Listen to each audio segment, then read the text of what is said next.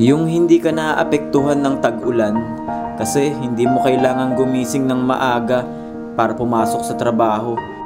Yung tipong kahit napakalakas ng bagyo, walang boss na magagalit sa'yo para pumasok ka sa trabaho. Ang sarap sa pakiramdam, no? Napakalamig, napakalakas ng ulan, tapos gigising ka ng payapa. Yung tipong pagmulat ng mata mo, magmumuni-muni ka muna, tapos konting inat-inat bago ka tumayo.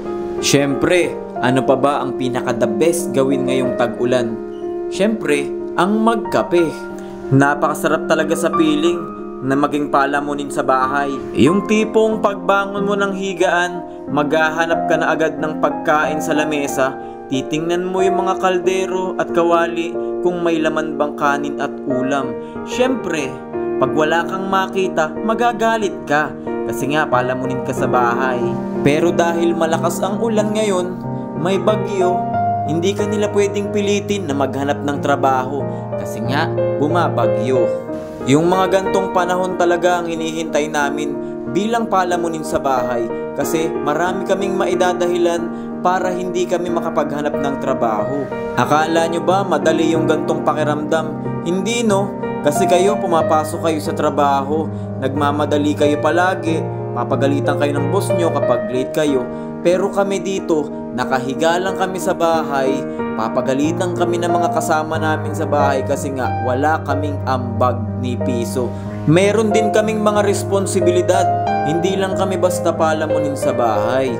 Syempre, kailangan din namin lumabas at tumambay para may mapagtanungan yung mga Shopee kung nasaan ba yung bahay ni Marites. Kaya nga dapat magpasalamat kayo sa aming mga palamunin kasi kung hindi dahil sa amin, hindi kayo makikita ng mga parcel nyo. Hindi nyo makukuha yung mga order nyo. At isa pang pinakamalaking ambag namin dito sa aming tahanan, kami ang umuubos ng mga tira-tirang pagkain.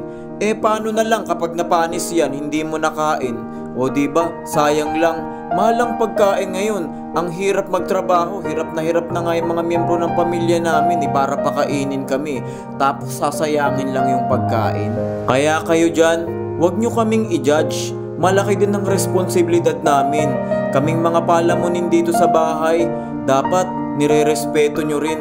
Dapat nga proud kayo sa amin Pagpasensyahan nyo na lang kami kung nagagalit kami kapag wala kaming nakitang kanin sa kaldero. Kung hindi masarap ang ulam, syempre may karapatan din naman kaming mamili. Dapat masarap din ang inuulam namin. Kayo ang nagtatrabaho kaya dapat kayo ang bibili ng ulam. Maghapon na nga kaming natutulog dito sa bahay Napakahirap din kayang matulog maghapon, kaya naman paggising dapat kumain. Syempre gutom na gutom ka kapag galing ka sa mahabang tulog. Kaya kayo dyan na mga nanonood, wag na wag kayong magagalit sa miyembro ng pamilya nyo na palamunin lang sa bahay. Kasi napakahirap ng ginagawa nila. Kagaya ko, napakahirap ng trabaho ko dito sa bahay. Syempre, hindi ako maghuhugas ng pinggan kapag natapos na kaming kumain. Palamunin lang ako ang duty ko lang dito sa bahay ay kumain lang. Kaya wag na wag nyo kaming uutusan, tandaan nyo yan.